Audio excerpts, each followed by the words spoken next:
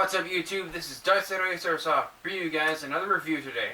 This time I'm going over the Marui FN57 green gas pistol. Check it out.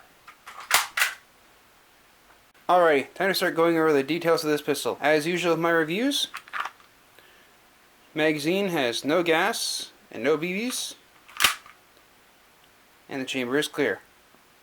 The frame and the slide are both made out of plastic. So you think, why is that slide made out of plastic?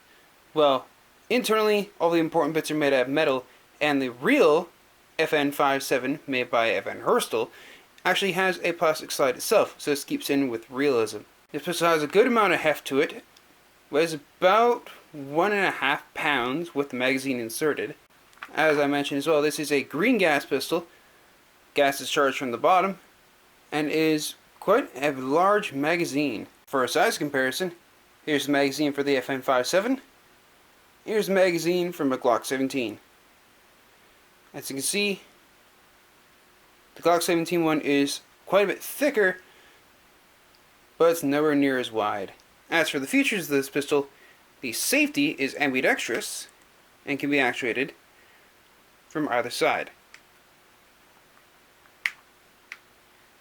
However, the slide release and the magazine release are both only located on the left-hand side. This is also only a single action handgun, as in, if the slide is not racked, nothing will happen. You have to rack the action in order for it to be able to fire. This also features a very generous accessory rail for mounting a wide variety of lights, lasers, and what have you. Another nice feature of this pistol, it has a lot of trademarks on it, which of course I've been quite a bit of a stickler for trades.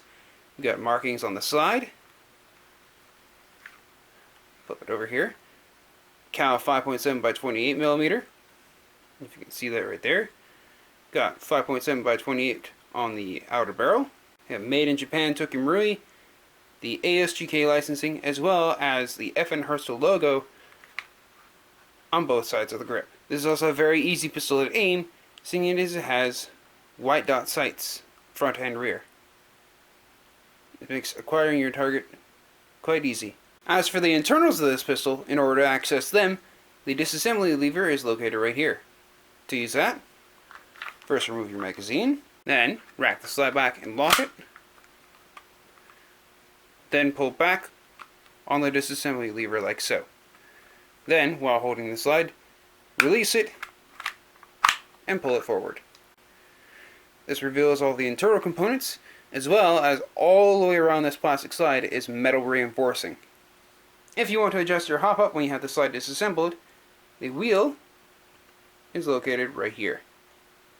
To put everything back together, simply reverse the process, but make sure that this small hook on the bottom connects with this rod right here. Make sure the two halves mate together perfectly, lock it back, and press the lever forward.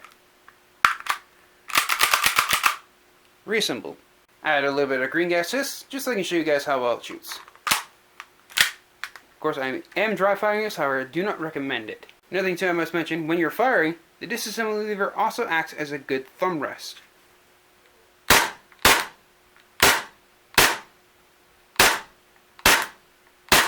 The action on this is very snappy, and despite it being a plastic pistol, the recoil is much higher than what you'd expect. This pistol also chronographs right around 300 FPS on green gas using .20 gram BBs. Later on, when I'm doing some loadouts and some gameplay footage, I'll probably wind up using this pistol so you can see more of it in action. As for holster options for this pistol, being that it is a bit of an odd shape compared to most pistols, I know that Blackhawk makes a specific circle holster for it, and I know that the Condor Cyclone style drop leg holsters, as well as many of the fabric holsters, will fit this pistol.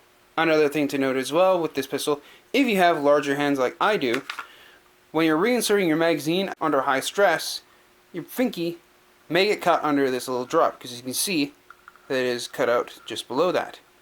If your pinky slips below that, and you reinsert your magazine with the lip on the front of the mag, you may wind up pinching your finger. Just a thing to keep note of, get your fingers aware of where they are, so you don't get pinched. What do you guys think of Marui pistols? As always, this is Untitled Airsoft, and I'll see you guys next time.